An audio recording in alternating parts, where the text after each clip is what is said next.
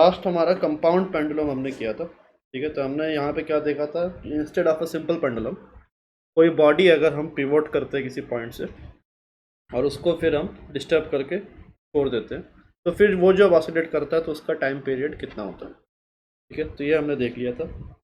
यहाँ पे इसके बेसिस पे कुछ एग्जांपल्स आज देखते हैं कि कंपाउंड पेंडुलम का कितना होगा टाइम पीरियड। सबसे पहला एग्जांपल देखो, अ स्विंगिंग रॉड, ठीक है। तो यहाँ पे मान लो आपका जो रॉड है वो इस एंड के अबाउट पिवोट किया गया है,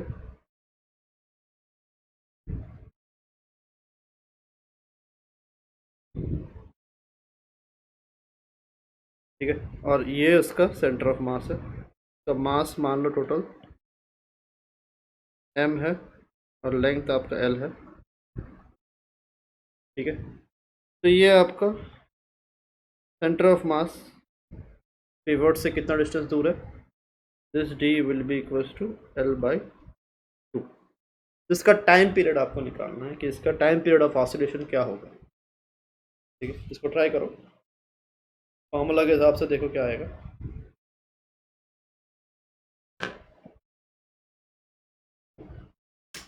यहाँ देखो टाइम पीरियड आपको कितना होगा, 2π√I/mg/t, ठीक है। ये आपका बेसिक फार्मूला है। यहाँ पे d कितना l/2 है,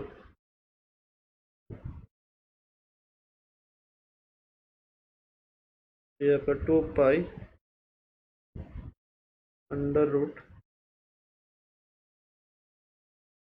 आई कितना होगा, रॉड इस एंड के अबाउट रोटेट कर रहा था, आई आपका ml²/3 होगा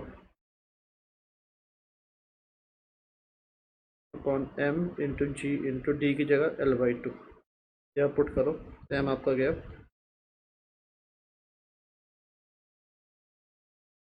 ये l/2l/3g, ये आपका टाइम पीरियड है।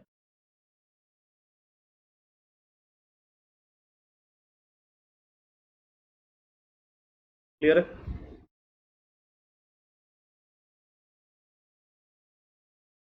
तो अभी देखते हैं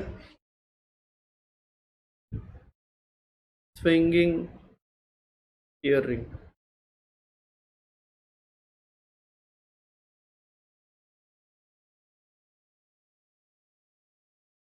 तो अगर आपका ईयर रिंग जो है वो अगर ऑसिलेट कर रहा है, यहाँ पे कैसा होता है, ईयर रिंग जनरली अगर आप देखो रिंग, इसलिए बोलते हैं रिंग शेप का होता है। ये अगर आपका ईयर रिंग है और यहाँ पे आपका अगर ये आपका रिंग हो गया, तो जब आप चलोगे तो ये रिंग किस टाइम पीरियड से ऑसिलेट करेगा, दैट कैन बी फाउंड।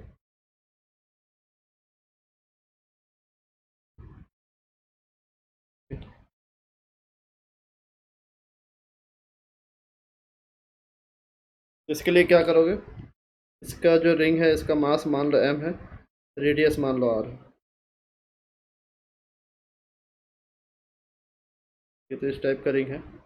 तो रिंग जब ऑसिलेट कर रहा है, देखो इसका एक्सिस कौन सा है, axis of oscillation, this is your axis of oscillation, ठीक है। 3 डायमेंशन में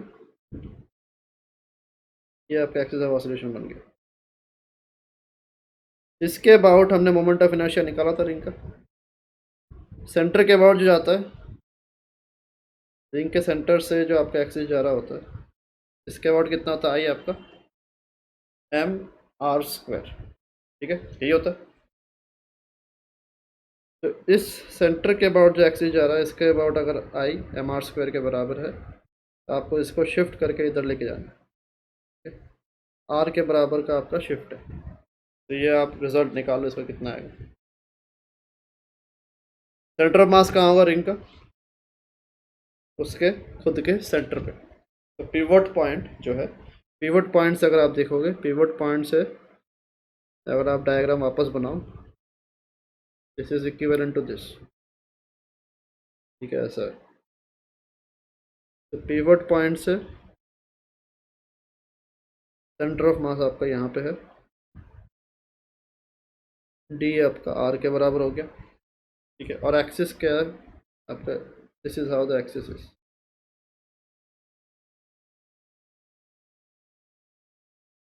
ठीक है। तो इसके अबाउट आई कितना होगा, एम आर स्क्वायर, तो ऑलरेडी इस एक्सिस के about already M R square है। इसको अगर आपको शिफ्ट करना है आर डिस्टेंस से, तो आई कितना होगा, 2m r²।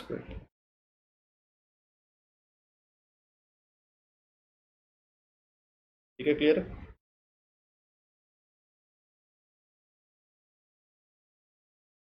तो यहाँ पे आप टाइम पीरियड में पुट करो, आप टाइम पीरियड कितना आएगा, 2 pi under root I upon M G T. I कितना है, 2m r² upon m into G into D कितना है, आर के बराबर, ये m गया, ये आर गया। यहाँ आपका टाइम पीरियड आएगा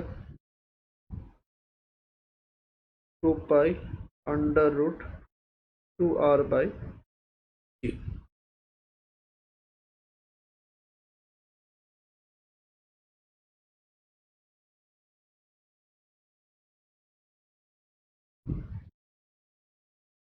क्लियर है, ये समझ में आ रहा है।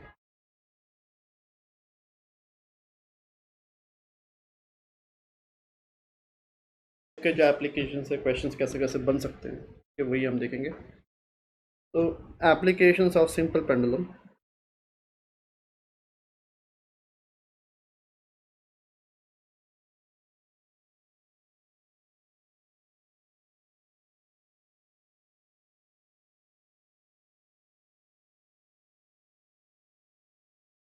तो अगर आपका सिंपल पेंडुलम जो है एक एक्सेलरेटेड फ्रेम में अगर वो प्रेजेंट है, ठीक है, तो तब क्या होगा, पेंडुलम इन एक्सेलरेटेड फ्रेम।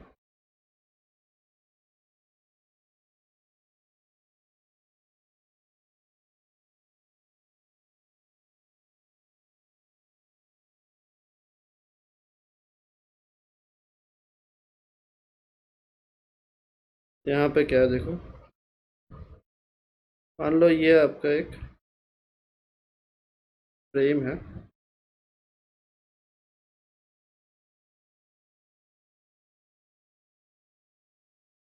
जिसमें आपका पेंडुलम जो है वो प्रेजेंट है।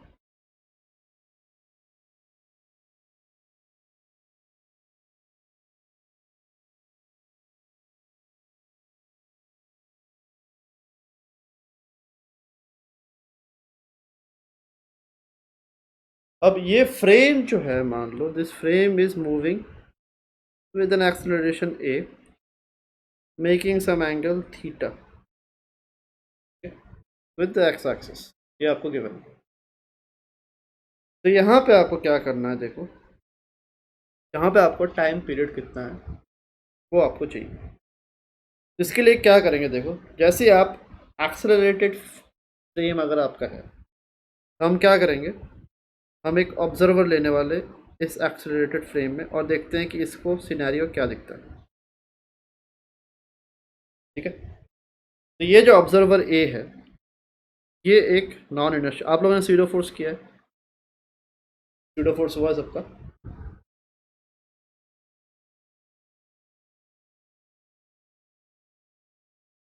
तो सीडो फोर्स का जो कंसेप्ट है वो कहाँ यूज़ करते हैं।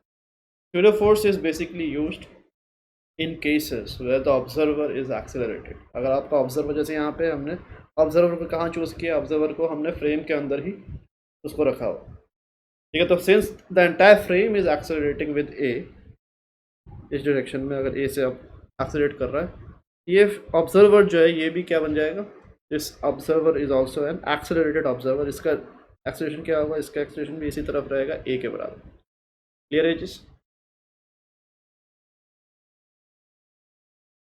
तभी देखो क्या होगा, अगर ऐसा है तो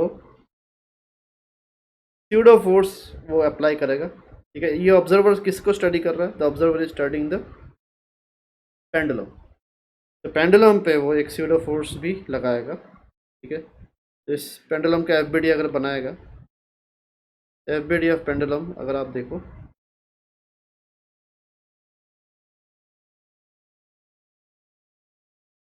एज पर ऑब्जर्वर ए क्या क्या रहेगा इसमें, उसको देखेगा कि ये जो आपका पेंडुलम है इस पे टेंशन तो है ही, एम भी रहेगा, और एक इसके तरफ जो है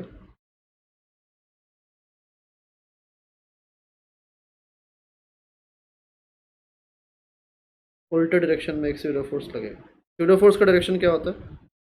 जिस डायरेक्शन में आपका ऑब्जर्वर चल रहा होता है, जैसे कि यहाँ पे फ्रेम जिस डायरेक्शन में एक्सलेट कर रहा है, ऑब्जर्वर भी इसी डायरेक्शन में एक्सलेट कर रहा है, इसके एग्जैक्ट उल्टे डायरेक्शन में स्यूडो फोर्स आपका लगता है। ठीक है, ये क्या देखेगा कि अपार्ट फ्रॉम एम एक स्यूडो फोर्स भी लग रहा है इस पेंडुलम पे, और कितने के बराबर लगता है pseudo force? Mass of the system, pendulum का मास, ठीक है, multiplied by acceleration of the observer. Observer कितने से जा रहा है? ए से जा रहा है। क्लियर है चीज? तो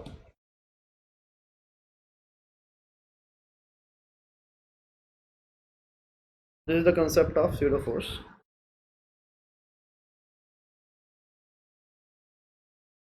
तो अभी अगर आप देखो इस स्यूडो फोर्स के हिसाब से क्या होगा, ये जो एंगल है, ठीक है, ये एंगल कितना होने वाला है?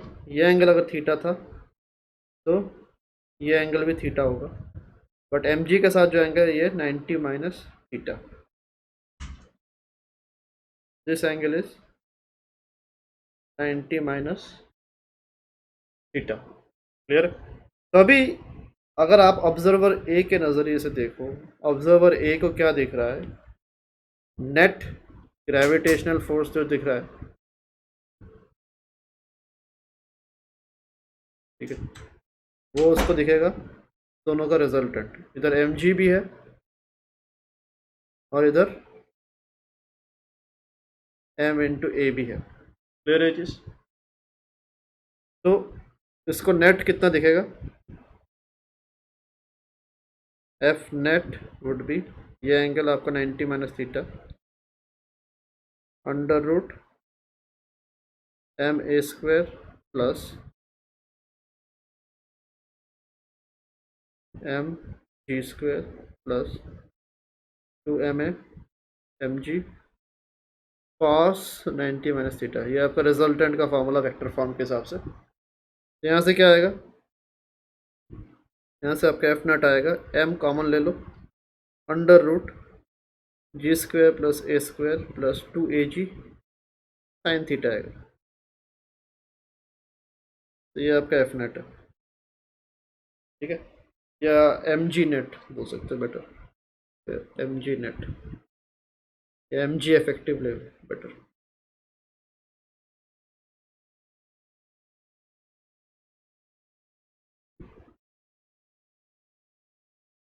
ठीक है, तो आप एम जी इफेक्टिव ऐसा लिखें।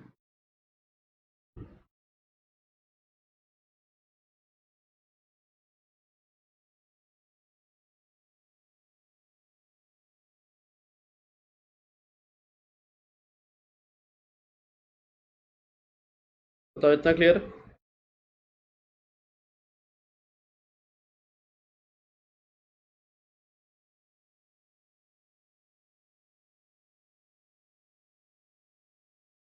तो यहाँ से आपका जी इफेक्टिव निकल कर आ जाएगा कितना?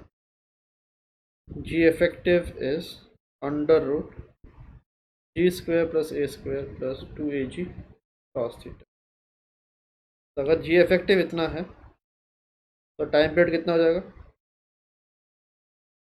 Time period would be 2 pi under root L by G effective, that's it.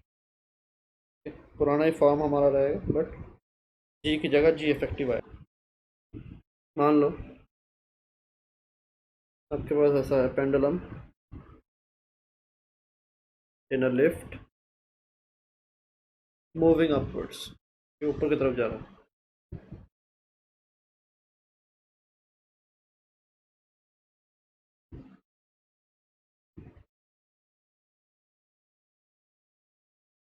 या मूविंग अपवर्ड्स नहीं, एक्सेलरेटिंग अपवर्ड्स नहीं, इतना ही रखो। इसी के डिफरेंट केसेस देख लेते हैं। एक्सेलरेटिंग अपवर्ड्स,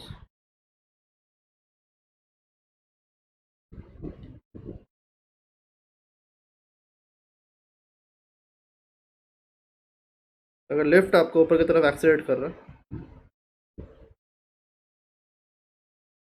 ए से, तो जी इफेक्टिव कितना होगा देखो। जी इफेक्टिव आपका हो जाएगा, स्यूडो फोर्स किस तरफ लगेगा, अभी स्यूडो फोर्स नीचे लगेगा एम इंटू ए, और एम जी तो है ही, ठीक है। तो यहाँ पे क्या दिख रहा है देयरफॉर, एम जी इफेक्टिव कितना हो गया, M G plus M A, तो जी इफेक्टिव आपका हो गया जी प्लस ए। क्लियर है चीज़। तो टाइम पीरियड कितना हो जाएगा, अगर कोई पेंडुलम है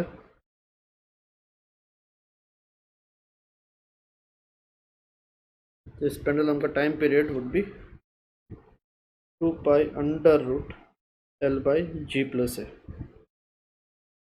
बताओ क्लियर है।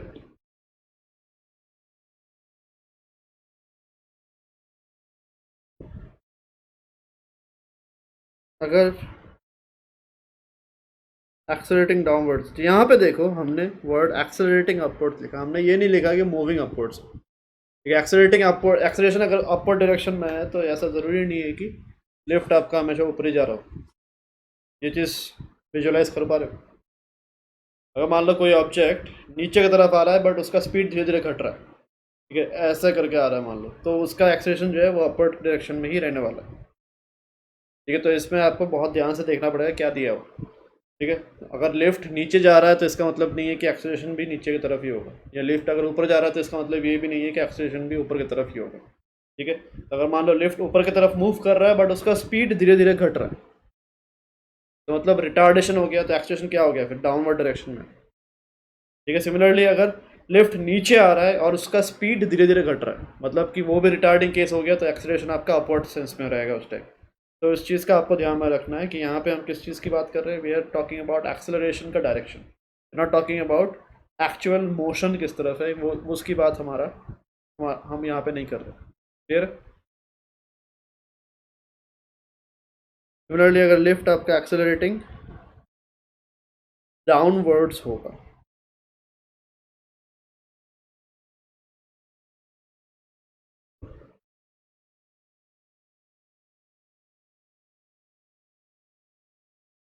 तो ऐसा अगर केस है,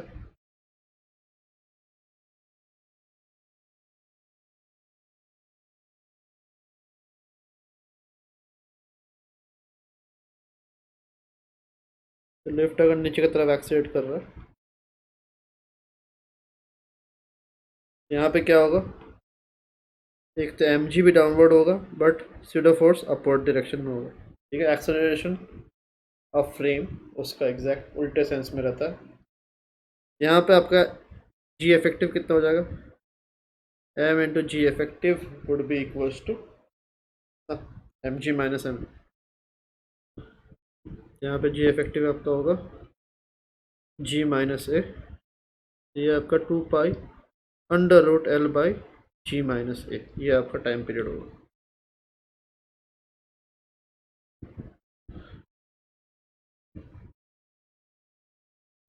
क्लियर।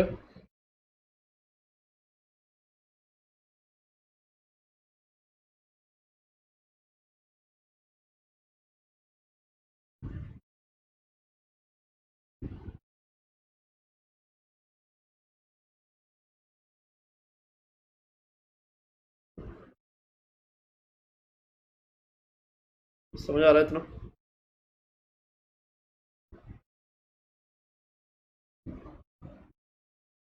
तो यहाँ पे आप थीटा के हिसाब से भी कर सकते हो। हाँ बोलो। हाँ, तो थीटा के हिसाब से भी आप कर सकते हो। देखो यहाँ पे अगर आप थीटा देखोगे, अगर जब ऊपर जा रहा है तो थीटा कितना है, 90 डिग्री। जब नीचे आ रहा है तो थीटा कितना हो गया, नीचे अगर एक्सेलेरेट कर रहा है तो थीटा आपका हो जाएगा -90। ठीक है, तो उस हिसाब से आप पुट करके इसमें भी पुट करके आपका रिजल्ट निकाल सकते हो। क्लियर है?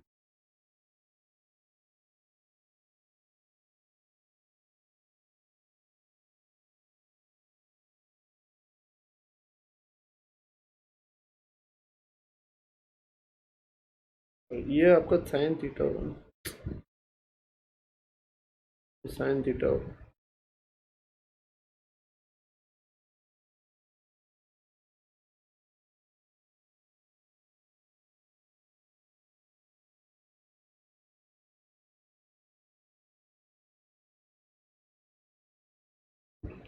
क्लियर? तभी देखो, अगर आपका ऐसा है केस, एक कार्ट है,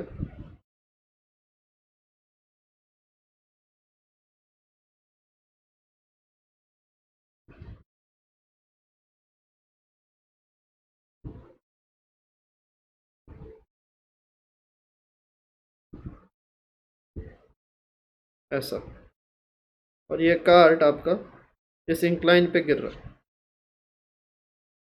कि ये इंक्लाइन है थीटा एंगल पे, इसके अलॉन्ग वो गिर रहा है।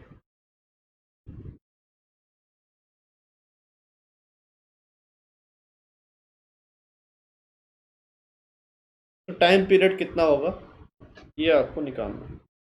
यहाँ पे कार्ट जब आप रिलीज करोगे, कार्ट कितने से गिरेगा इस साइड में, इसका एक्सेलरेशन रहेगा इस तरफ जी साइन थीटा के बराबर।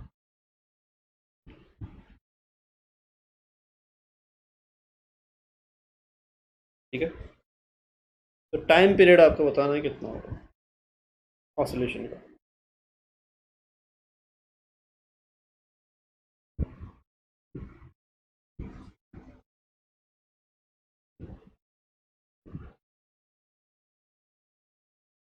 यहाँ पे एंगल कितना हो गया देखो,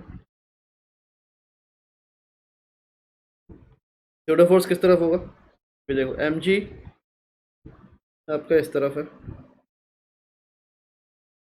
और स्यूडो फोर्स आपका इस तरफ है।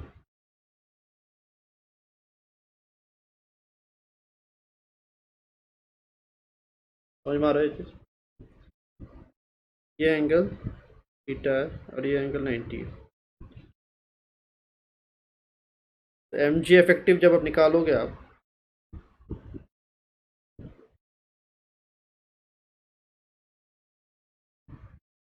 एम जी इफेक्टिव कितना होगा, अंडर रूट एम ए का whole square plus M G का whole square plus 2 m² A G into cos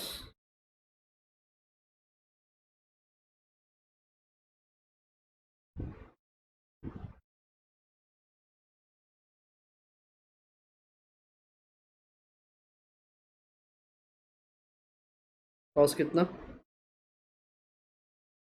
90 plus theta.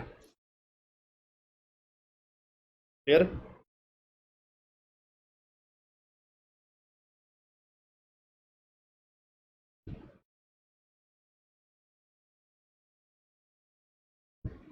तो ये m सारे कैंसिल हो जाएंगे,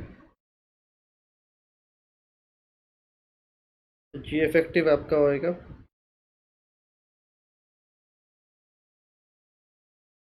g² प्लस, यहाँ पे एक तो खुद ही जी साइन थीटा है, यही आपका ए है। ये तो इसको पुट करोगे क्या आएगा, g² sine square theta plus g² plus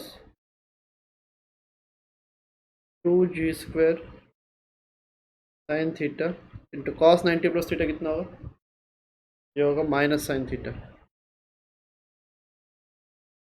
ठीक है,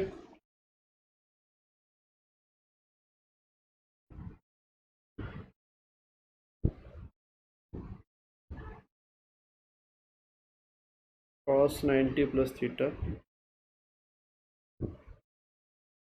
माइनस साइन। यहाँ पे क्या आएगा, जी इफेक्टिव इस,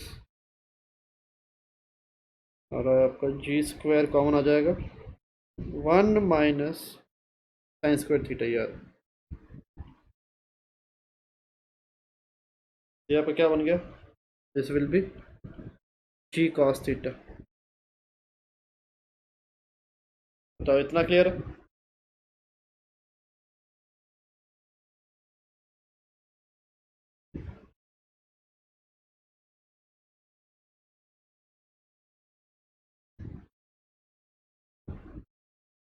देयरफॉर टाइम पीरियड कितना होगा, 2 पाई √L जी कॉस थीटा। तो ये कुछ कॉमन सवाल हैं जो आपके आते हैं इस कैटेगरी से, मॉडिफाइड सिंपल पेंडुलम।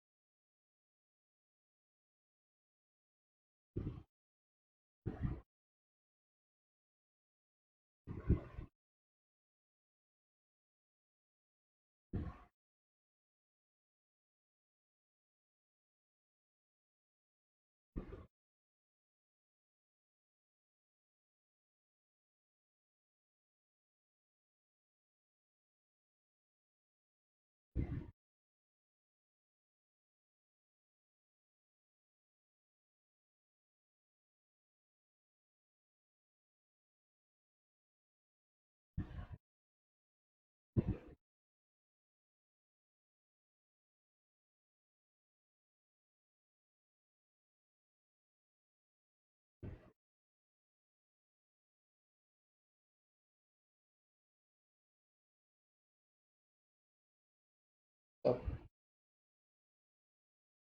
लिख लिया इतना?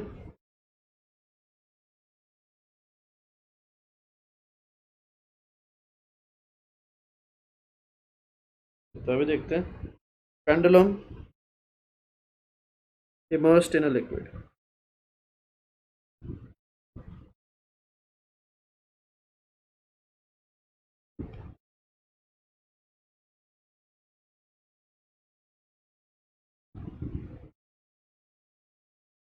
ठीक है, तो एक पेंडुलम आपने लिया, उसको आपने एक लिक्विड में डाल दिया,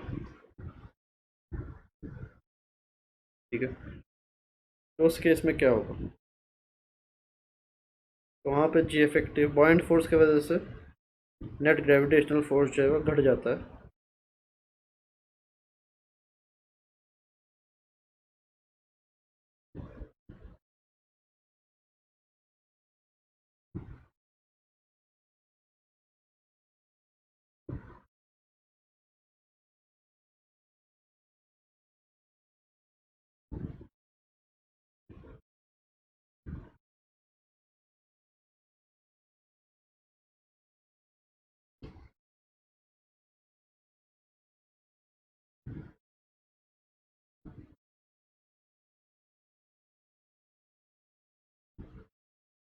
मान लो इसके अंदर आपने डिप कर दिया पेंडुलम को, और इसकी डेंसिटी जो है वो रो है, डेंसिटी ऑफ लिक्विड, और सिग्मा जो है वो क्या है, डेंसिटी ऑफ सॉलिड।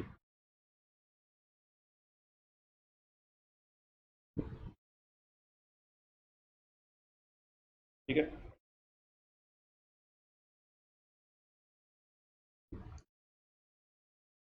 यहाँ पे जी इफेक्टिव कितना बनता है, देखो अगर आप किसी भी ऑब्जेक्ट को लिक्विड में ड्रॉप करो, इफेक्टिव जी कितना मिलता है, that is equals to G into 1 - sigma upon rho. ये आपको होता है।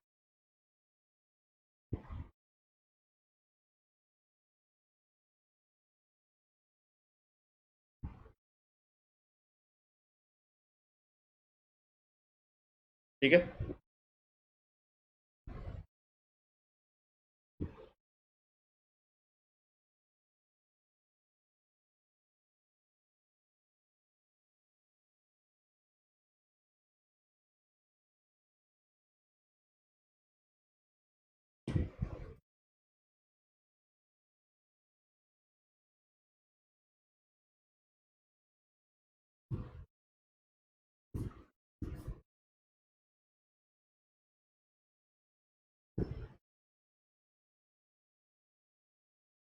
क्लियर है?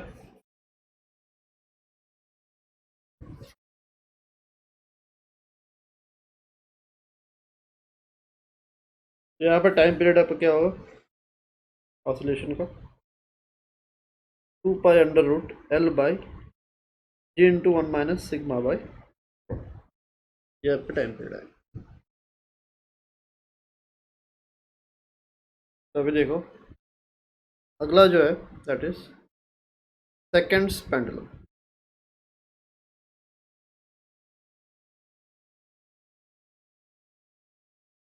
तो सेकेंड्स पेंडुलम होता क्या, पहले ये देखते हैं।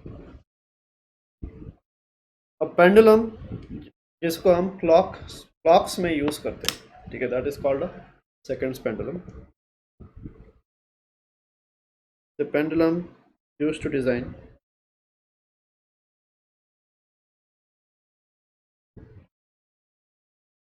clocks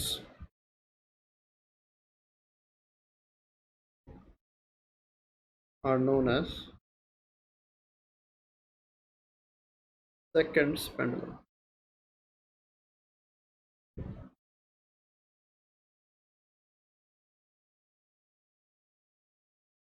तो इसका क्या होता है, the time period is 2 seconds.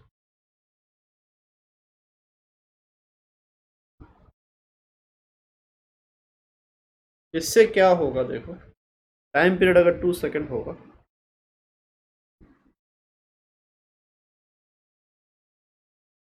तो ये पेंडुलम जब एक्सट्रीम से, एक एक्सट्रीम से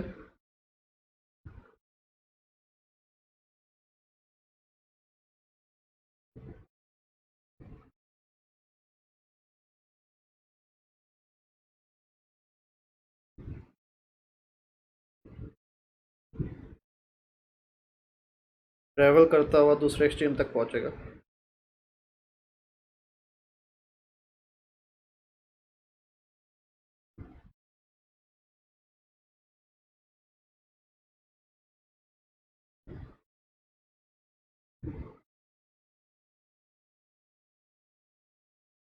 ठीक है। टाइम पीरियड 2 सेकेंड मतलब यहाँ से इस एक्सट्रीम और इस एक्सट्रीम से वापस, इस पूरे जर्नी में कितना टाइम लगेगा, 2 सेकेंड का टाइम आपको लगने वाला है, ठीक है। तो अगर आप यहाँ से यहाँ की जर्नी देखो, ठीक है, तो पर स्विंग आप बोल सकते हो, एक स्विंग में 1 सेकेंड जा रहा है, फिर वापस एक स्विंग में 1 सेकेंड जा रहा है।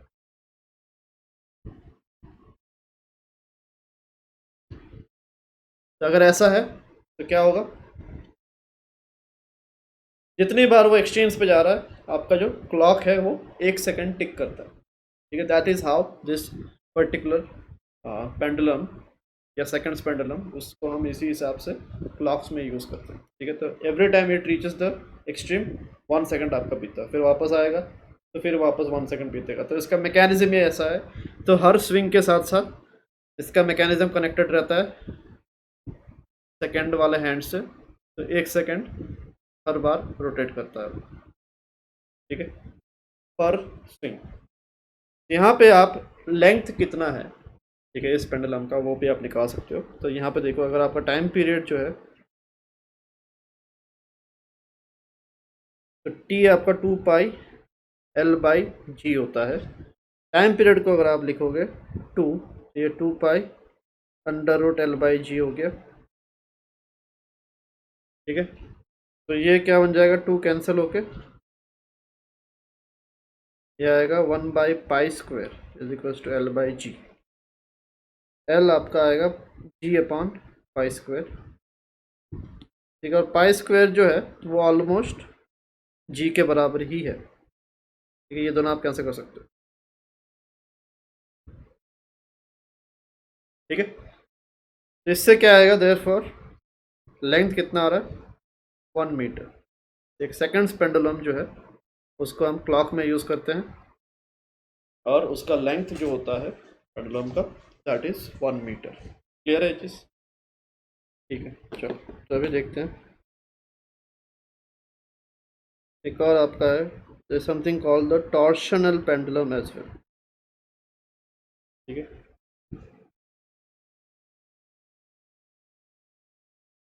तो देखते हैं टॉर्शनल पेंडुलम होता क्या है।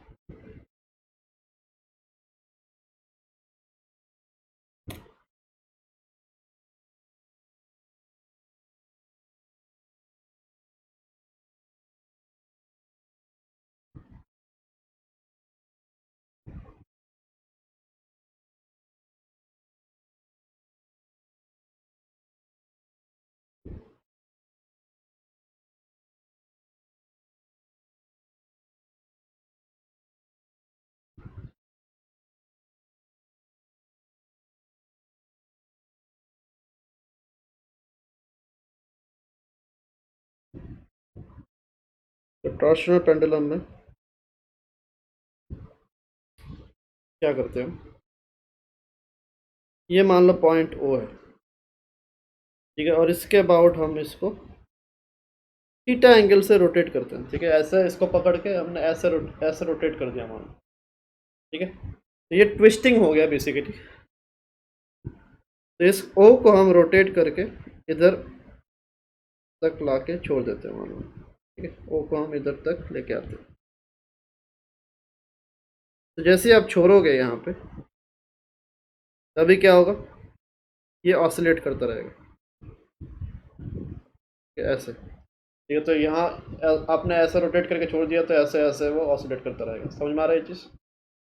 इस चीज़ को हम क्या बोल रहे हैं, this is called a torsional pendulum. यहाँ पे आपका ऑसिलेशन चलता रहेगा।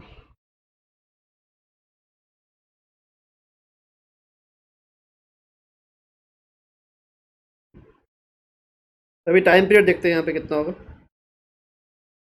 यहाँ पे सबसे पहले तो देखो क्या होता है, जैसे आप इसको थीटा रोटेट करते हो, ठीक है, जितना आप इसको रोटेट करोगे, ठीक है, उतना तेज़ वो रिट्रेस होगा, ठीक है। यहाँ पे होता क्या है, जो एंटी टॉर्क लगता है, ठीक है, ये वापस आता ही क्यों है, बिकॉज जब आप इसको ट्विस्ट करते हो तो इस स्ट्रिंग में ट्विस्टिंग की वजह से एक एंटी टॉर्क बनता है, ठीक है, इस स्ट्रिंग में एक एंटी टॉर्क आपका बन जाता है, and this anti torque is responsible for bringing the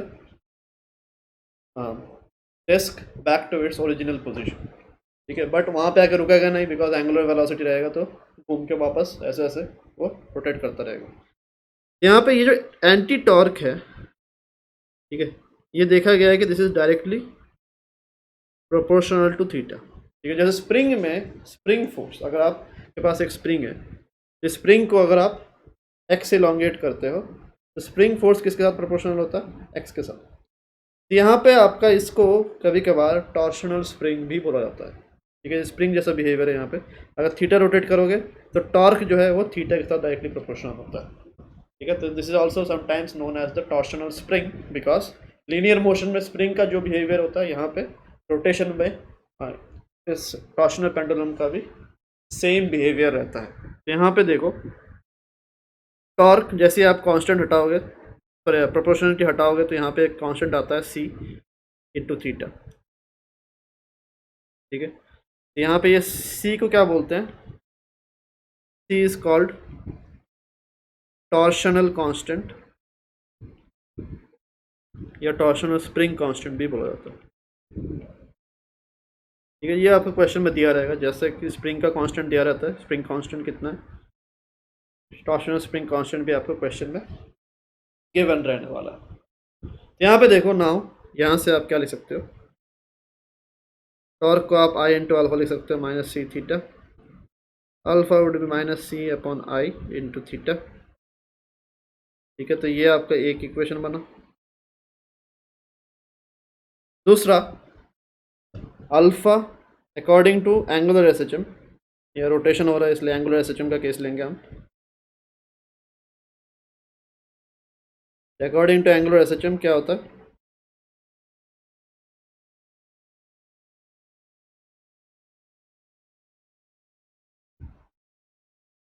alpha आपका माइनस ओमेगा स्क्वायर थीटा भी होता है,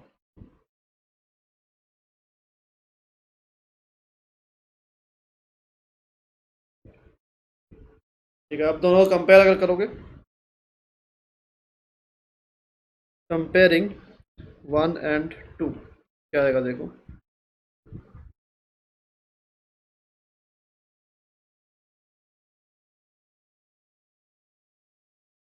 यहाँ से आपका आएगा omega is equals to under root T by I. Clear है चीज?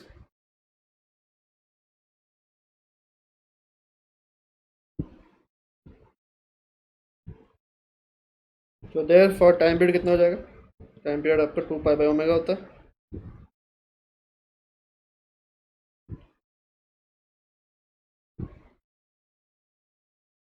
By under root I by, यहाँ पे जब आई निकालोगे तो क्या होगा, देखो यहाँ पे डिस्क जो है, डिस्क आपका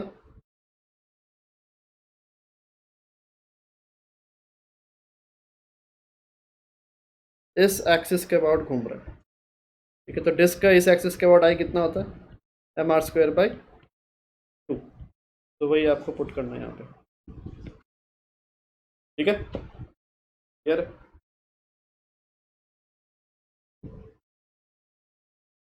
हाँ, एंटी टॉर्क कैसे होता है? ट्विस्टिंग की वजह से आता है। ठीक है, आप किसी भी स्ट्रिंग से कोई ऑब्जेक्ट को मान लो आपने हैंग किया, ठीक है, उस ऑब्जेक्ट को अगर आप ऐसे ट्विस्ट करोगे और रिलीज किया आपने तो वो वापस अपने जगह आएगा। तो ये जो स्ट्रिंग में एक एंटी टॉर्क, मतलब कि जिस हिसाब से आपने घुमाया इसके उल्टे सेंस में वो घुमाने की कोशिश कर रहा है। ठीक है, तो ये जो स्ट्रिंग में एंटी टॉर्क आया है that is due to twisting. कितना एंगल से आपने ट्विस्ट किया उसके साथ डायरेक्टली प्रोपोर्शनल होता है। तो वो हर ऑब्जेक्ट में ही रहता है। Every material has this tendency. Not only a string but अगर आपका एक रॉड भी है, रॉड से भी आपने अगर कनेक्ट कर रखा है तो उसमें आप ट्विस्ट करोगे तो बहुत ही हल्का सा ट्विस्ट आएगा जो आपको ह्यूमन आई को विजिबल नहीं होता, बट फिर आप रिलीज करोगे तो वो छोटा छोटा बहुत ही छोटा ऑसिलेशन करता है जो ह्यूमन आई को विजिबल नहीं होता। क्लियर है? तो ये हर मटेरियल में ही रहता है। इसको हम टॉर्शनल स्प्रिंग कांस्टेंट बोलते हैं। ठीक है, इसी मटेरियल को ट्विस्ट करोगे तो उसमें इसी हिसाब से एंटी टॉर्क डेवलप होता है।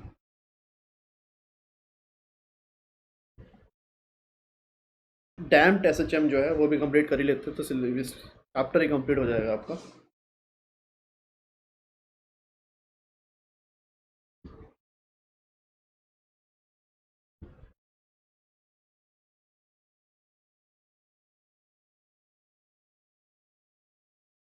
तो डैम्प्ड एसएचएम क्या होता है? देखो, इससे पिछले जो हमने केसेस देखे हैं those were all cases of ideal SHM, ideal simple harmonic motion. Ideal मतलब कि वहाँ पे कोई डिसिपिएटिव फोर्स हमने नहीं लिया, जैसे कि एयर फ्रिक्शन हमेशा रहता है।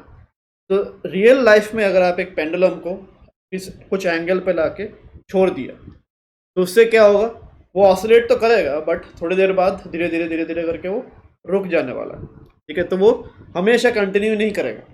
ठीक है, बट यहाँ पे पिछले जो केसेस हमने देखे वहाँ पे आपका कोई भी फ्रिक्शन प्रेजेंट नहीं था, कोई भी एयर फ्रिक्शन प्रेजेंट नहीं था। ठीक है, तो उसके वजह से क्या था, वो जो आपका पार्टिकल एक बार आपने डिस्टर्ब कर दिया तो वो हमेशा ऑसिलेट ही करता रहेगा। ठीक है, तो उसके बारे में हमने स्टडी किया, उसका टाइम पीरियड कैसे निकालते हैं वो सब हमने देखा। बट रियल लाइफ में जो आपके पेंडुलम्स रहेंगे, ठीक है, रियल लाइफ में जितने भी ऑसिलेशन, नॉट ओनली पेंडुलम, जितने भी ऑसिलेशंस होंगे, ठीक है, सारे के सारे ऑसिलेशंस क्या होंगे?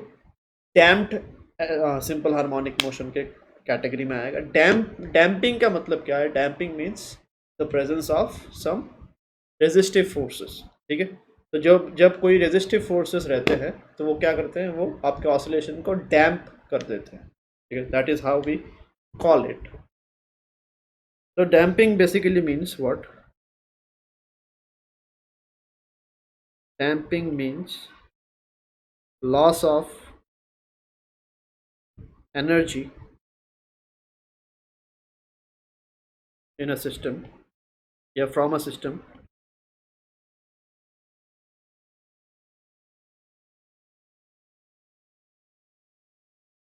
due to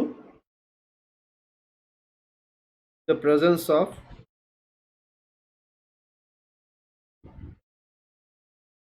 dissipative forces like air friction, viscosity, etc. इनके वजह से ये आता है। ठीक है, तो this process is known as damping. और इसकी खासियत क्या है? देखो, फोर्स ऑफ डैम्पिंग या डैम्प्ड फोर्स,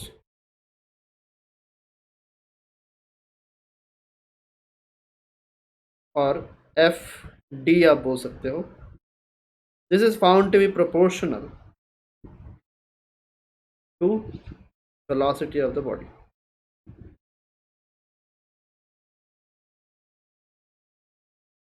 ठीक है,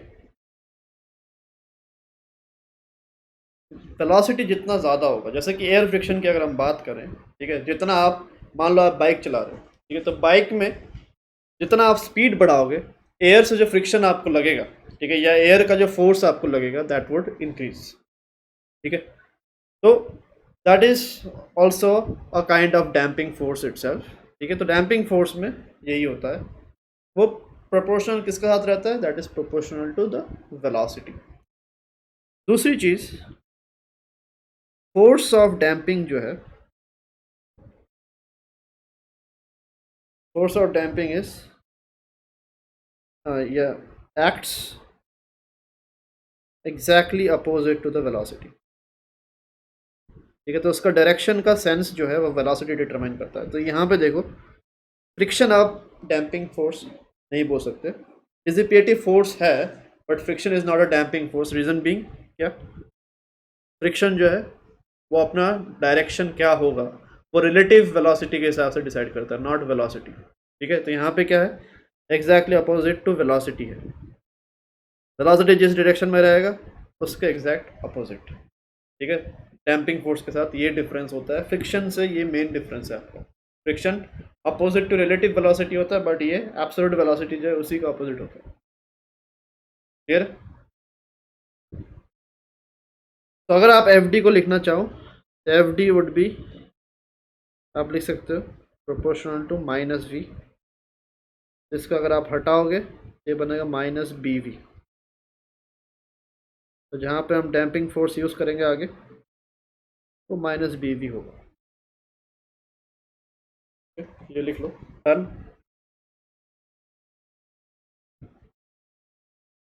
ठीक है, अभी देखो types of damping damped SHM जो हम पढ़ेंगे।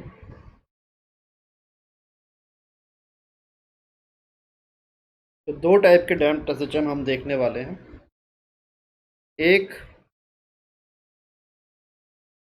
आपका होगा फ्री डैम्प्ड एसएचएम,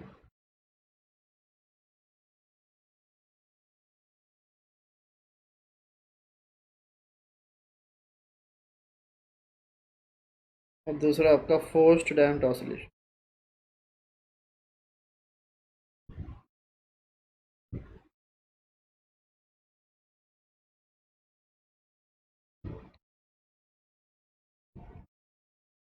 ठीक है, तो ये दो आपके टाइप ऑफ ऑसिलेशंस हो गए।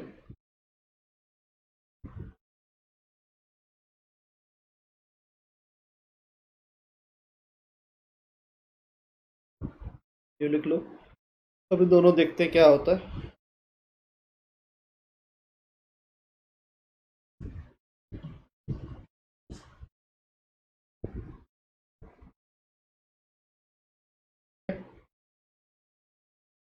तो अभी देखो फ्री डैम्प्ड ऑसिलेशन क्या है। फ्री डैम्प्ड ऑसिलेशन का मतलब है कि आपने एक बार ऑसिलेशन को स्टार्ट करवाया, उसके बाद छोड़ दिया, जैसे कि हम पेंडुलम का केस देख रहे थे। ठीक है, रियल लाइफ पेंडुलम जो होगा that would be a case of free damped oscillation. ठीक है, तो क्योंकि वो थोड़ी देर बाद जाके रुकने वाला। On the other hand forced damped oscillation की अगर हम बात करें, फोर्स्ड डैम्प्ड ऑसिलेशन किस कैटेगरी में आएगा, मान लो कि आप एक झूले में झूल रहे हो, ठीक है, पार्क में, और अगर आपको आपने एक बार पुश किया और उसके बाद आपने छोड़ दिया, तो क्या होगा, आप ऑसिलेट करोगे बट थोड़ी देर बाद रुकने वाले हो। बट आप अगर चाहते हो कि आप कंटिन्यूसली ऑसिलेट करते रहो, झूला आप झूलते रहो, तो क्या करोगे, जितनी बार आप पीछे की तरफ जा रहे होगे, आप क्या करोगे, अपने लेग से उसको पुश करोगे। यही करते हैं हम स्विंग को कंटिन्यू मूव करवाने के लिए। ठीक है, तो एवरी टाइम यार गोइंग बैकवर्ड आप लेग से ग्राउंड को पुश करते हो, और उसी से क्या इंश्योर रहता है कि आपका जो स्विंगिंग मोशन है वो चलता रहे, कंटिन्यू होता रहे। समझ में आ रहा है चीज़?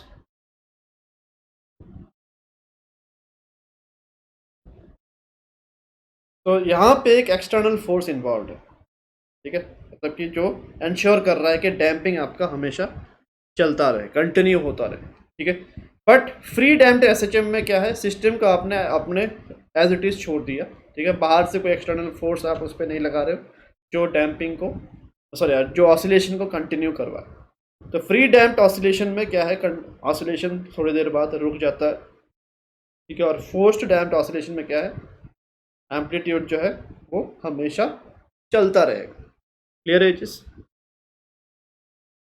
तो फोर्स्ड डैम्प्ड ऑसिलेशन का एक एग्जांपल ये भी है, जो कार जैसे आप स्टार्ट करते हो तो कार का इंजन जो है वो कंटिन्यूसली वाइब्रेट कर रहा होता है, ठीक है। तो कार का जो बॉडी है वो भी क्या होता है, उस इंजन के हिसाब से ही ऑसिलेट करता है, ठीक है।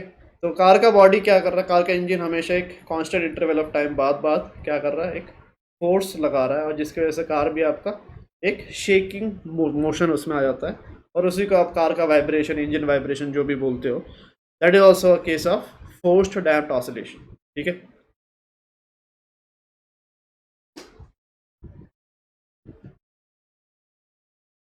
तो इसमें क्या है, दोनों में मेन डिफरेंस यही है कि this will stops, it stops after some time,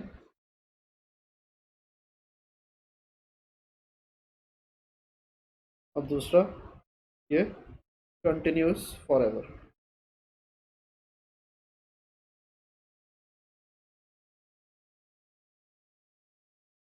for ever तो नहीं, मतलब जितनी देर आपका फोर्स लगता रहेगा तब तक ऑसिलेट करता रहेगा ये, ठीक है। अभी देखते हैं फ्री डैम्प्ड ऑसिलेशन में क्या क्या चीज़ें हैं।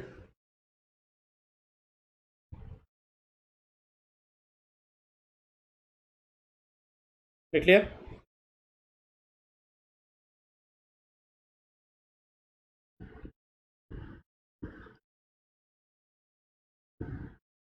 चलो तो अभी देखते हैं। सबसे पहला आपका फ्री डैम्प्ड एसएचएम। यहाँ पे भी फ्री डैम्प्ड एसएचएम मतलब ऑसिलेशन का आप एसएचएम में कन्वर्ट कर रहे हो, तो आपका डिस्टर्बेंस जो है वो छोटा ही होना चाहिए। तो यहाँ पे जो सिस्टम होता है, सिस्टम को अगर आपने मान लो एम मास का जो सिस्टम है उसको आप मेन पोजीशन से डिस्टर्ब करते हो, डिस्टर्ब करने के बाद इस पर दो फोर्सेस, एक तो के एक्स स्प्रिंग वाला रहेगा, और दूसरा एक और एक्स्ट्रा फोर्स भी अभी रहने वाला है विच इज़ पी वी, ठीक है। दोनों के दोनों टुवर्ड्स लेफ्ट, बिकॉज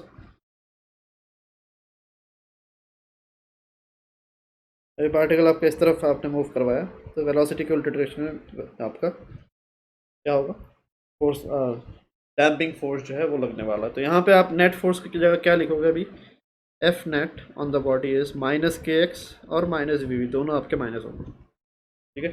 जिसको आप लिख सकते हो mass into acceleration is minus K X minus B V, तो ये आपका बन जाएगा mass into acceleration plus B V plus K X is equal to 0। तो ये एम से डिवाइड करोगे,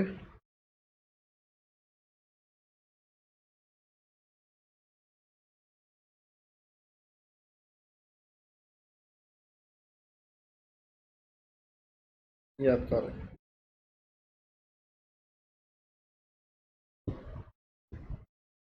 D by M into D X by D T plus K by M into X is equal to 0। ये आपका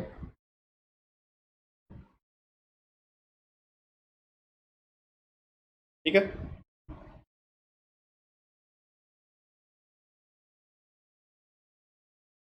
तो यहाँ पे अगर देखो, ये जो डिफरेंशियल इक्वेशन है, ये आपका एक नया डिफरेंशियल इक्वेशन है which is not exactly similar to that of the one that we have seen earlier. पहले जो हमने देखा उसके साथ आपका मैच नहीं कर रहा है। यहाँ पे क्या हो रहा है, पहले वाले में अकेला ये टर्म था और ये टर्म था, अभी ये एक्स्ट्रा टर्म एक आ चुका है, मतलब यहाँ पे आपका डबल डेरिवेटिव भी है, सिंगल डेरिवेटिव भी प्रेजेंट है। तो this is a different category of differential equation. और इसका सोल्यूशन जो है, ठीक है, इसका सोल्यूशन डायरेक्ट आपको लिख के रखना है। इसका सोल्यूशन आपका रहता है X is equals to A sine omega damped into T plus 5। ठीक है, यहाँ पे ए जो होता है, ए होता है A naught E raised to the power minus B by 2m into T. ठीक है, ये आपका एम्पलीट्यूड आता है। तो ये कहाँ से आया दैट इज़ नॉट इम्पॉर्टेंट, आपको यहाँ पे बस सोल्यूशन क्या है वो चाहिए। ये मैथमेटिक्स में आप सीखोगे। ठीक है, इस चीज़ को यहाँ पे ओमेगा डैम्प्ड जो आएगा दैट इज़ ओमेगा इनिशियल, जो इसको नेचुरल फ्रीक्वेंसी भी बोलते हैं, माइनस बी बाई 2m का होल स्क्वायर। ये आपका रिजल्ट होता है, डैम्प्ड फ्रीक्वेंसी है ये। ओमेगा नेचुरल क्या है, जो आपका ओरिजिनली रहता है under root K by M, this is called omega natural. ठीक है, तो ये आपका रिजल्ट है। तो यहाँ पे देखो ये ए नॉट क्या है, बी आपका डैम्पिंग कांस्टेंट है, बी इज डैम्पिंग कांस्टेंट। ये क्वेश्चन में आपको गिवन रहेगा।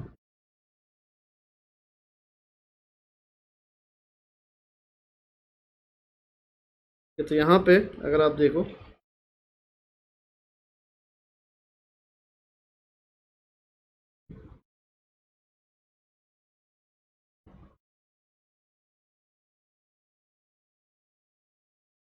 ए नॉट क्या है, इनिशियल एम्पलीट्यूड।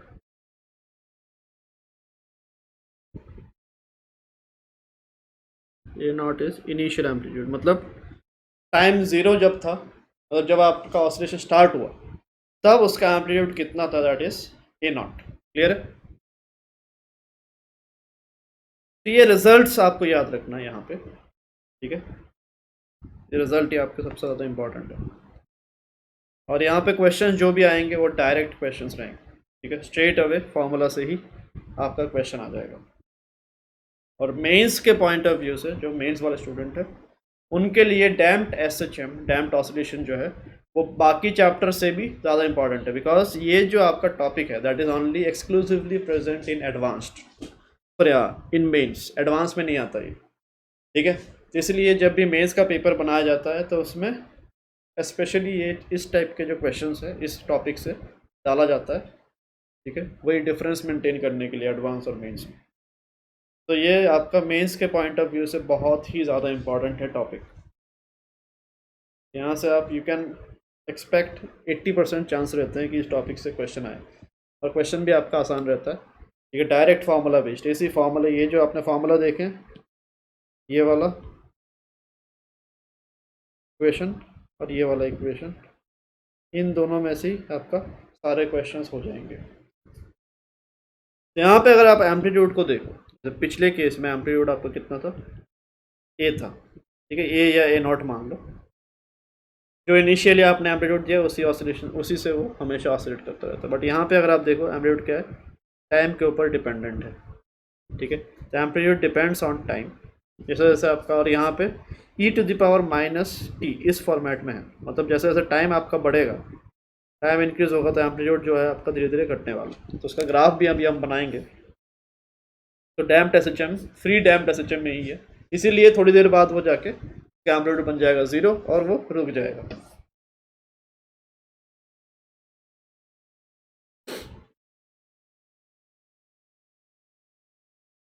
हो गया इतना?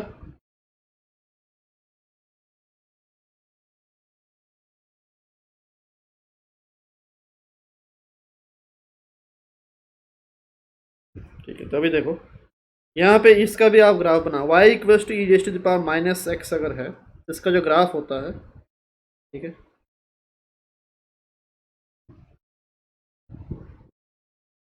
इसका ग्राफ कुछ इस शेप का होता है।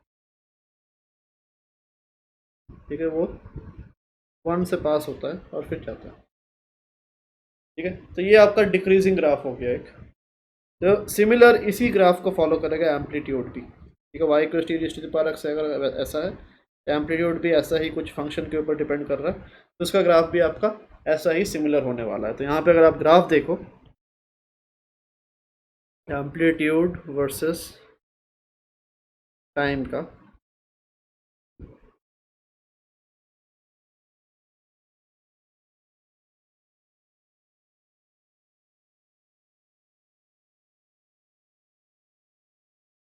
तो ये इनिशियल टाइम जब ज़ीरो होगा आपका एम्पलीट्यूड ए नॉट होगा,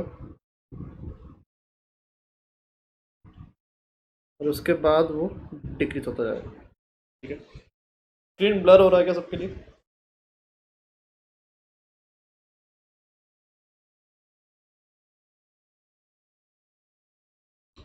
बेंजामिन आप दोबारा एक बार, हाँ आपके लिए भी ब्लर है।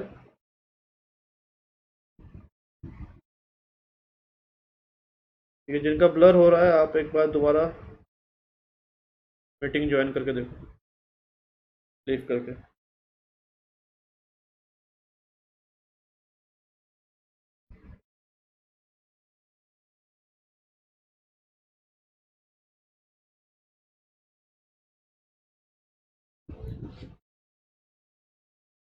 तो ये एम्पलीट्यूड का ग्राफ है। ठीक है, टाइम के साथ डिक्रीज हो रहा है। टाइम जब ज़ीरो है एम्पलीट्यूड ए नॉट रहेगा, जैसे जैसे टाइम आपका बढ़े जा रहा है तो आपका डिक्रीज होकर ज़ीरो हो जाएगा। एक्स वर्सेस टी का ग्राफ बनाओ।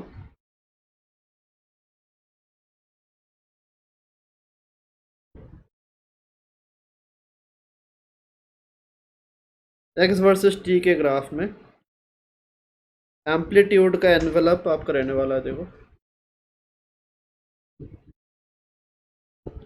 तो ये एम्पलीट्यूड जिस हिसाब से चेंज हो रहा है वही आपका एक एनवेलप रहेगा दोनों साइड, और ऑसिलेशन जो है इसी के अंदर अंदर होने वाला है।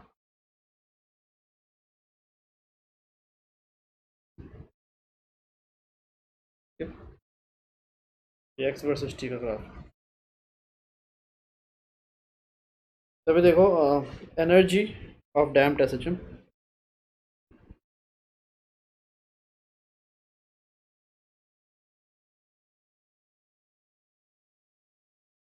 ये कितना होगा? एनर्जी आपका वही half M A square omega square होता है। ठीक है,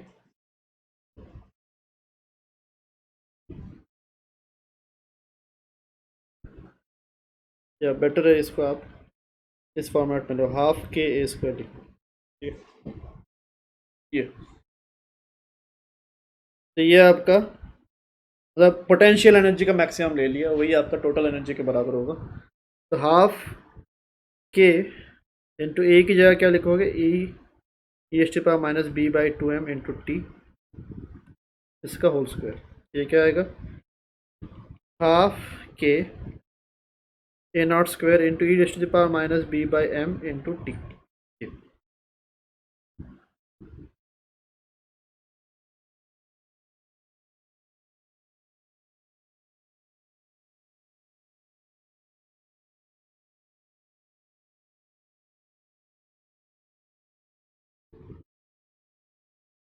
ये भी आपका डिक्रीजिंग ही है। यहाँ पे अगर आप एनर्जी वर्सेस टाइम का ग्राफ बनाओ,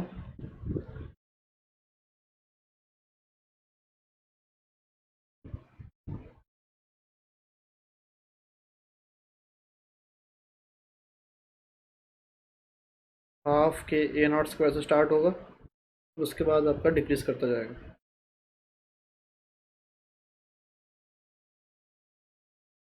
ठीक है, ये एनर्जी वर्सेस टाइम का ग्राफ।